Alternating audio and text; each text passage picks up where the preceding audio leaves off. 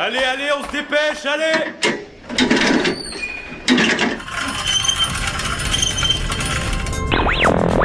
Vie étudiante et associative. C'est la grande voile! Politique, société. Mais y a pas de voile, abruti! Culture. Immersion dans 10 secondes! Et même du sport. Big shadow. 4 forward. 4 forward, drift into the right level. Tout le monde est à son poste? Du lundi au jeudi, 19h-20h, le sous-marin, la quasi-quotidienne d'infos de Radio Campus Angers. Suis-je la seule non-frontiste à avoir pris avec le sourire la petite sauterie organisée samedi par Robert Ménard à Béziers? Au cas où l'info serait passée entre les mailles de votre smartphone, le maire FN de cette ville de l'Hérault a donc décidé de rebaptiser la rue du 19 mars 62, date anniversaire des accords d'Évian mettant un terme à la guerre d'Algérie, en rue du commandant Élie de Noix de Saint-Marc, l'un des acteurs du putsch des généraux à Alger en 61. Non, je ne suis pas une nostalgique de l'Algérie française, que personne ne se méprenne, mais ce genre de grosse erreur de communication dans la campagne de dédiabolisation du Front National ne peut, je l'espère, qu'entacher une réputation que Marine Le Pen rêve immaculée. Tout comme les tweets haineux de jeunes candidats angevins bleu marine, tout comme l'armement en grande pompe de la police municipale de Béziers, tout comme cet élu frontiste du Mans qui compare homosexualité et zoophilie. Sur Radio Campus Angers, nous ne nous lasserons pas de vous le répéter. Le premier tour des élections départementales, c'est dimanche prochain, le 22 mars. Le 22 mars, pas le 21 avril. 19h-20h, le sous-marin sur Radio Campus Angers. Bonsoir à tous et bienvenue à bord du sous-marin. Tout à l'heure, en deuxième partie d'émission, vous entendrez Kyle Eastwood, le contrebassiste de jazz, est en concert au Quai mercredi. En milieu d'émission, c'est Yann qui balancera ses torpilles et en toute fin de sous-marin, Charlotte nous livrera son billet sportif. Mais d'abord, 2 mois après les attentats, l'association Coexister a été nommée lauréate du grand projet présidentiel la semaine passée. Où en est le dialogue entre les religions? On en parle tout de suite. Cette reconnaissance que nous recevons aujourd'hui, c'est un formidable engagement à poursuivre notre action, bien sûr, mais aussi un vrai message de soutien à tous ceux qui, au quotidien, veulent faire avancer ensemble les valeurs fondamentales de la République avec nous. Merci beaucoup. Extrait du discours de remerciement de mardi dernier à l'Élysée quand l'association Coexister a été nommée grand projet présidentiel. Il y a moins d'une semaine, donc, dans le cadre du programme La France s'engage. La France s'engage, en fait, c'est un fonds de 50 millions d'euros consacré à l'économie sociale et solidaire. Il y avait 400 dossiers au départ, 30 finalistes et Coexister est lauréat. Bonjour Christophe Cadieux. Bonjour. Vous êtes président du groupe Coexister à Angers et avec Adrien, on va donc vous poser quelques questions. Alors comment ça va depuis le 10 mars et cette annonce? Comment concrètement vous êtes là, une semaine après cette annonce? À titre personnel, ça me fait très très chaud au cœur d'être présent sur les ondes de Radio Campus Angers. L'année où vous fêtez vos 10 ans, bravo aux manettes, pour avoir été présent quasiment dès le départ de cette aventure-là aussi. Une semaine après être lauréat, dans l'euphorie, mais sans plus en fait, parce que le travail ne manque pas. On a 15 demandes de sensibilisation par semaine. Les sensibilisations, c'est quand on va en milieu scolaire, associatif, universitaire, et on aimerait plus entrepreneurial également. Et puis voilà, comme je dis souvent, à part ce qui va pas, tout va très bien. Adrien. Donc vous avez été lauréat cette année. Qu'est-ce que ça vous a apporté ce projet? C'est juste amener quelque chose ou vous donner plus de visibilité? Alors très concrètement, c'est le travail de 6 années d'existence de l'association Coexister qui sont félicitées. Et puis bien évidemment, c'est plutôt un tremplin vers les 5-6 prochaines années à venir. Donc concrètement, pour l'instant, j'ai pas encore touché l'argent présidentiel. Hein, ça va, je suis navré, je suis pas venu avec des cadeaux pour tout le monde. Voilà. Qui serait dédié à ça, mais ça va être beaucoup de reconnaissance aussi auprès des institutions, et notamment institutions publiques, que notre message peut être une source d'inspiration et de solutions. On va donc parler de ce message, on va revenir sur Coexister. C'est une asso qui est donc née il y a 6 ans, vous venez de le dire. Coexister, c'est un mouvement interreligieux de jeunes. Quel message concret, quel objectif initial ? Alors, pour reprendre dans la présentation ici ce soir, on fait pas de l'entre-religion, c'est de l'entre-conviction. Alors vous allez me dire, on joue sur les mots, et pourtant, on accueille toutes les convictions profondes, du moment qu'elles sont sincères et ouvertes au dialogue. Même des personnes qui seraient athées ou agnostiques? En particulier, celles-là, leur présence est essentielle. Si on ne voit que les symboles sur notre logo, on ne lit pas un mot, on voit des symboles. Et on a changé de logo il y a moins d'un mois pour l'adapter, une nouvelle charte graphique, mais aussi pour dire que le fond ne change pas, mais comment lier encore plus, notamment ces personnes qui ont défendu les valeurs de la laïcité depuis 150 ans, 200 ans, de la liberté, égalité, fraternité, et qui pourtant ne se retrouvent pas dans un message où l'accueil de l'interconvictionnel puisse prendre part. Donc, via ce grand projet présidentiel, on parle de projet innovant socialement. Qu'est-ce que veut dire l'innovation sociale ? L'innovation sociale, c'est comment on peut trouver des solutions aux problèmes et comment, ensemble, on peut construire localement. C'est ça l'aspect social, c'est que ça a un intérêt pour le bien commun, ce qu'on fait. Ça a un intérêt pour les membres à titre individuel qui s'engagent, comme n'importe quelle association. Je suppose que vous, en tant que bénévole ici, vous prenez du plaisir à faire ce que vous faites et que ça se ressent aussi dans vos actions. Et que vous œuvrez aussi, faut le rappeler, pour la citoyenneté. C'était l'introduction de départ avec laquelle je soutiens complètement les propos. Vous œuvrez, c'est ça l'innovation sociale. Vous en faites. Est-ce que tout le monde en fait ? Ça, je sais pas. Est-ce que le fait qu'on soit labellisé par le président comme innovation sociale, je suis sûr que ça bouscule un paquet de gens, interreligieux et économie sociale et solidaire. Oui, ça c'est sûr. Alors sur votre site internet de Coexister, on peut lire, avec la vente de prestations en sensibilisation et en formation que vous avez évoqué tout à l'heure, Coexister réutilise ses excédents en investissant sur un objet social précieux, le vivre ensemble. Concrètement, Christophe Cadieux, comment on investit sur le vivre ensemble ? Très bonne question. La plupart des gens se la posent pas, celle-là. Oui, merci. Donner la parole là-dessus. Très concrètement, c'est le fait qu'on puisse avoir du financement. Là, cet après-midi, l'équipe revient de Cholet. Mercredi, on va à Châtellerault. Cet argent qui est en plus des dépenses qu'on a permettent, par exemple, à Angers d'envisager qu'on ait un local indépendant de toute communauté où on puisse accueillir les gens. Parce qu'actuellement, vous êtes où ? On est sans local fixe. On est comme le groupe à Angers s'est constitué il y a 3 ans autour d'étudiantes et d'étudiants de l'Université catholique revenus de Ecclesia Campus, ce grand forum des chrétiens en grandes écoles qui avait lieu à Rennes il y a 3 ans et dont les rencontres nationales auront lieu à Angers en 2016. Et très concrètement, la base était à l'aumônerie, ici, à quelques mètres du studio. Et pourtant, on a fait le choix, très clairement, de pouvoir rejoindre des athées ou des agnostiques. Si besoin, j'expliquerai le mot agnostique, qui n'est pas le plus simple à comprendre, parce qu'on ne l'utilise pas au quotidien. Voilà. Et puis, agnostiques sont des personnes qui ne savent pas, qui croient ou ne... En tout cas, qui n'ont pas la connaissance. Ça vient de gnose en grec, la connaissance, qui ne font pas le choix d'ignorer, mais qui, si on leur pose la question, ne sont pas liés à une religion, mais peuvent croire en une divinité unique ou plurielle. C'est un exemple parmi d'autres, mais ça pourrait être aussi d'avoir la possibilité d'investir sur le vivre ensemble des matériaux très concrets, d'outils. Par exemple, on a été faire des guirlandes de cœur en début d'année. On a revendiqué des attentats d'amour. Je le dis comme tel, ça choque les gens. Mais on a fait des guirlandes de cœur pour dire aux musulmans, aux musulmanes, sur les mosquées, aux synagogues, pour les juifs et les juifs. On est ensemble, on vous aime, on fait pas d'amalgame. Ça a un petit coût, c'est tout bête, mais l'impact reçu d'amour est juste essentiel. Dans l'association, vous créez des espaces de discussion, des débats. Et reste-t-il des sujets tabous, comme le conflit israélo-palestinien ou la représentation du prophète Mahomet ?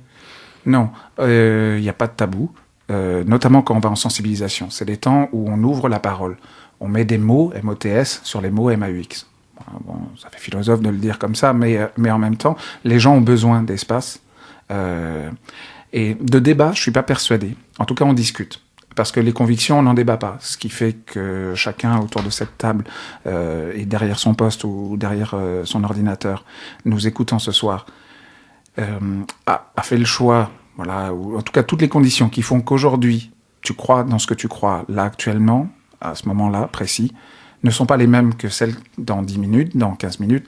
Ça ne veut pas dire que c'est pas fondé, mais ça peut évoluer. Par contre, on n'en débat pas. C'est ce que tu crois profondément. C'est comme ton identité. Elle est, point. Donc, dans les questions taboues, Israël-Palestine, non. Mais c'est bien souvent le premier sujet dont on nous parle. Et pour la plupart des bénévoles, on n'est pas spécialiste en géostratégie, en théologie, voilà, en politique extérieure. Mais là où ça me choque, c'est quand on ne pense qu'à travers ce prisme-là, parce que ça oublie complètement la Centrafrique, ou les Rohingyas en Birmanie, par exemple.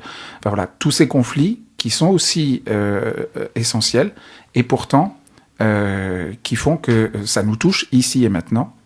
Mais moi, je travaille à Angers, à faire en sorte que les gens à Angers, et dans l'Ouest, là, ici, maintenant, voilà, ça s'arrange pour vivre ensemble. En ayant en tête cette solidarité internationale. Hein. Bien sûr, je ne remets pas du tout ça en cause, mais on est d'accord qu'on n'est pas d'accord sur plein de sujets à coexister. Et bien, la plupart des gens ne le sont pas en dehors de chez nous, et ça crée des tensions à ce moment-là. L'année dernière, Coexister, vous avez lancé le premier épisode de l'Interface Tour. Le principe est simple, 4 ou 5 jeunes de convictions religieuses différentes qui partent faire le tour du monde à la recherche de principes interreligieux. Alors, est-ce que la démarche n'est pas un peu cosmétique, ou alors est-ce qu'elle a vraiment eu des retombées concrètement ? Concrètement, c'est donc effectivement un projet pilote. Il y a déjà une deuxième équipe qui est constituée. Ce coup-ci, ce sont 3 jeunes femmes et un jeune homme qui partiront en juin prochain pour une dizaine de mois. 30 pays, dont seulement 10 en commun avec la première équipe qui est partie 10 mois, 5 garçons, voilà, 50 pays. Donc 435 initiatives rencontrées voilà, dans le monde par le premier tour. On voit bien que c'est uniquement la partie émergée de l'iceberg, donc c'est là où on pourrait dire que c'est un aspect cosmétique, voilà, superficiel. Et pourtant, c'est dans les aspects cosmétiques purs que les vrais débats ont eu lieu dans l'équipe. C'est à partir de shampoing, voilà, c'est mon shampoing, c'est pas mon shampoing. C'est très décevant de se dire, ils ont eu que ça comme débat dans l'équipe. Finalement, ils ont résolu à peu près tout le reste. Ensemble, ils sont partis comme amis, ils sont revenus comme frères. Pas parce qu'ils sont tous devenus curés et tout ça, mais dans la fraternité, ils se sont rapprochés nettement. Voilà. Les initiatives qu'ils ont rencontrées, 435 dont je parlais, il y en a certaines qu'on veut importer. On préfère importer des solutions plutôt que des conflits, voilà, qui sont plutôt des conflits politiques et pas religieux pour le coup. Et ces initiatives, on va tenter de les mettre en place auprès de lobbying, et c'est pour ça que la France s'engage, nous permettra sûrement d'avoir une main un peu plus affirmée, en tout cas un bras qui nous soutiendra, voilà, pour monter ces actions. Je pense à la Longue Nuit des religions, la Longue Nuit des convictions, voilà, qui est organisée à Berlin, voilà, parmi d'autres. Voilà, mais chaque groupe peut s'inspirer également de ce qui se fait voilà, parmi les autres initiatives. Et puis, le 22 janvier dernier, notre actualité devait être la sortie du livre, premier livre des 5, voilà, qui s'appelle « Tous les chemins mènent à l'autre », dans toutes les bonnes librairies et auprès de Coexister si vous le souhaitez. Ça nous aide aussi à financer nos actions locales. Voilà, c'est comment la perception d'un des 5 partis autour du monde et comment ce voyage international, cette équipe de 5, tous les partenaires financiers, économiques, intellectuels, moraux, travaillent tous ensemble à promouvoir ce vivre ensemble, mais juste à vivre ensemble. En fait, comment les gens ont des solutions dans le monde, comment des femmes au Kenya sont chrétiennes, musulmanes, animistes, jeunes mères célibataires et ont une crèche collective. Parce qu'on sait très bien que jeunes mères célibataires, c'est pas facile comme combat. En Afrique de l'Est, ça ne l'est pas plus qu'ailleurs, mais elles ont des solutions. Et ça, par exemple, c'est quelque chose qui serait tout à fait envisageable. Dans les 15 qui ont été récompensés, il y a le réseau Montmartre, voilà, qui sont des crèches privées artistiques, voilà, auxquelles je pense. Ben voilà, ça c'est très clairement envisageable, là, localement, de créer une crèche. La presse en faisait écho encore il y a quelques jours, la presse locale sur des crèches privées à Angers, il en manque... On va poursuivre cette discussion, Christophe Cadieux, juste après Vagina Town avec Ecstasy. J'en profite pour dire que Vagina Town fait partie de cette superbe affiche des 10 ans de Radio Campus Angers. 19h, 20h, le sous-marin sur Radio Campus Angers. 116 actes anti-musulmans depuis les attaques de Charlie Hebdo, c'est quand même quelque chose de très grave. D'autant plus que l'année dernière, en 2014, durant tout le mois de janvier, nous avons eu uniquement 14 actes. Donc une implosion de 110% d'actes islamophobes. Un extrait d'une interview de l'AFP TV. Ce soir, nous sommes avec Christophe Cadiou de l'association Coexister, un mouvement interreligieux de jeunes. Alors, le collectif contre l'islamophobie a donc recensé une augmentation des actes islamophobes en janvier 2015. Alors là, on entend 110, moi j'avais 70% de hausse. Selon le Conseil représentatif des institutions juives de France, le nombre d'actes antisémites a doublé en 2014 par rapport à 2013 en France. Comment est-ce qu'on explique cette hausse et vraiment concrètement, est-ce que l'esprit du 11 janvier, il a déjà fait pchit? Oh, je m'attendais pas à celle-là. Très belle référence sur le fait de faire pchit. Alors concrètement, pour expliquer la hausse, il y a sûrement des gens qui se libèrent, oui, clairement. Rien qu'à Angers, on en a compté 6 en janvier, dont on n'a jamais parlé dans aucune forme de presse écrite, radio, télévisée. 4 graffitis et 2 agressions dans les transports en commun ou dans des lieux publics. 2 jeunes, voilà, les 2 jeunes femmes musulmanes, par exemple, à qui on demande de retirer le voile, ou à qui on leur demande pas, mais on le fait quand même. Et puis 4 tags, voilà, sur des lieux, notamment tout proche ici, par exemple, d'éducation. Donc oui, voilà, ces personnes s'autorisent sûrement dans un élan de terrorisme, d'actes de barbarie. Très bien, allons-y, moi aussi je jette ma pierre et voilà. Et puis il y a aussi le fait que vraisemblablement des personnes se disent c'est peut-être le moment que je m'autorise à en parler, que moi aussi ça m'est arrivé. Il y a de grandes chances que il n'y ait pas plus, alors ça va être très choquant ce que je veux dire, mais il n'y a pas plus d'agressions au fil des années. C'est juste qu'il y a plus de recensement et de prise en compte voilà, d'actes, parce que la qualification d'acte islamophobe est très variée. On voit bien entre une insulte, on va pas en D'ailleurs, faire, elle n'a pas d'existence juridique. Non, elle n'a pas d'existence juridique. Donc, est-ce que ça, par exemple, c'est pas un acte islamophobe, le fait que voilà, les gens ne puissent pas avoir une définition? Voilà, l'islamophobie, c'est pas juste la peur des musulmans ou de la peur de l'islam, c'est plus un rejet. Voilà, c'est pas. Mais et pareil pour les actes anti-judaïsme. Voilà. Il y a sûrement de la méconnaissance. En tout cas, ça vient vraiment beaucoup. Moi, je vois que islamophobie, anti-judaïsme, et c'est mon opinion toute personnelle. C'est quelque chose que j'essaie de développer là intellectuellement de plus en plus pour affiner. Mais c'est les deux mêmes faces d'une pièce. C'est les deux faces d'une même pièce.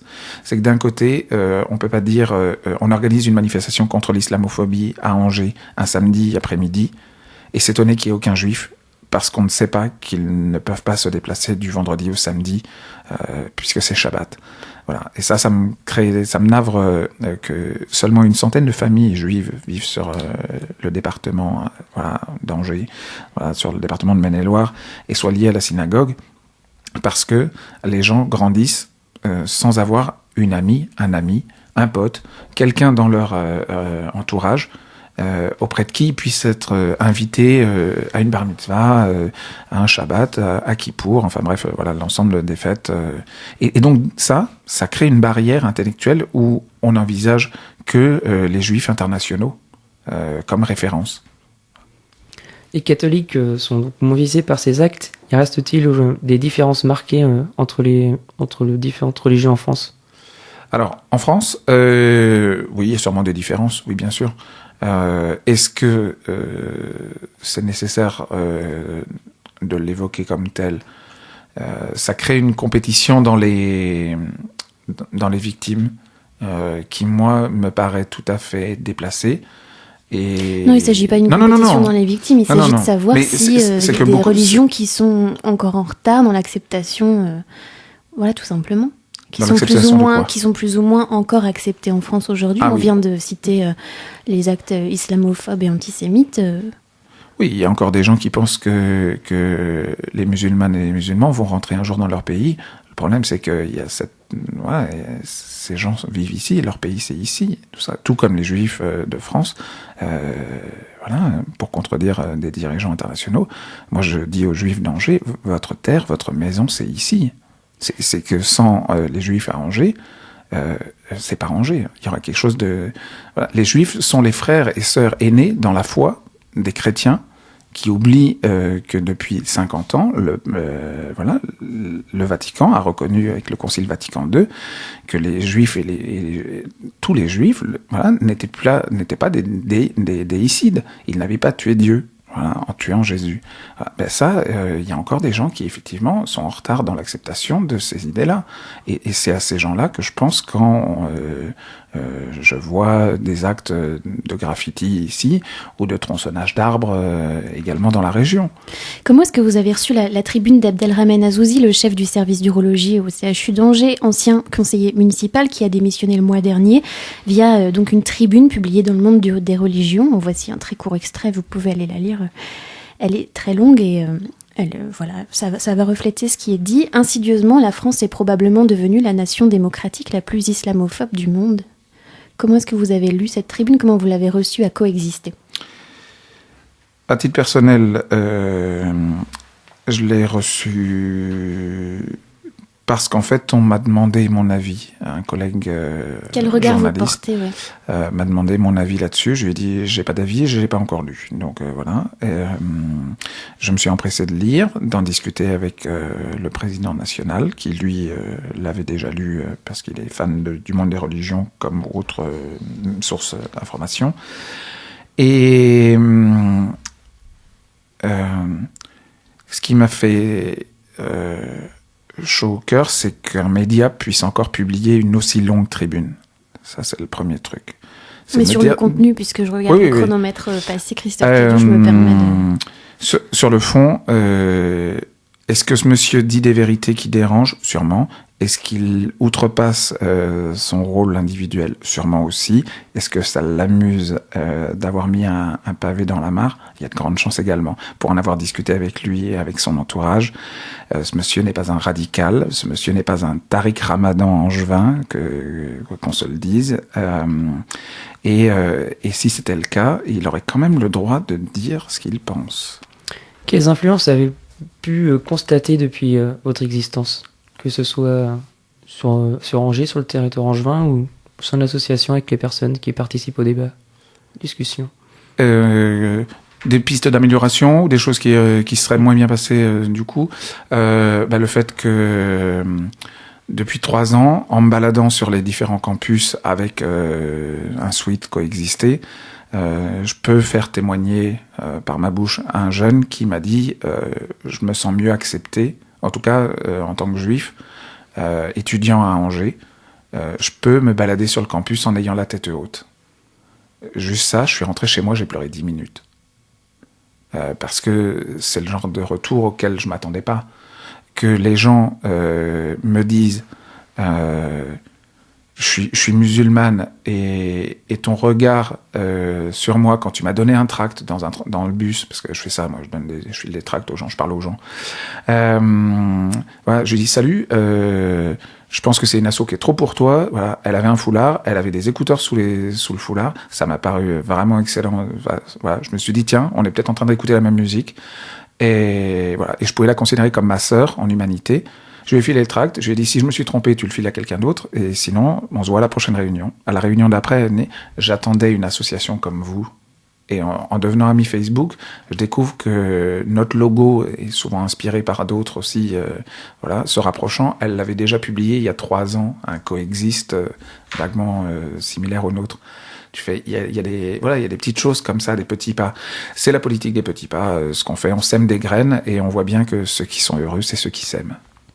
Merci beaucoup Christophe Cadieux d'avoir été plaisir. Dans le sous-marin. Toutes les infos, c'est sur le www.coexister.fr et puis on peut vous croiser donc sur les campus à droite à gauche. Oui, et je serai durant la semaine d'anniversaire, à titre personnel, à vos côtés. Très bien, merci beaucoup. Vous pouvez réécouter la totalité de la mine sur le www.radiocampusangers.com. Nous, on se retrouve demain à 19h. Merci à Yann et à Charlotte, merci à Adrien, merci à Thomas pour la copréparation de l'émission et à David pour la réalisation. Passez une très bonne soirée à l'écoute de Radio Campus Angers. Allez, bisous.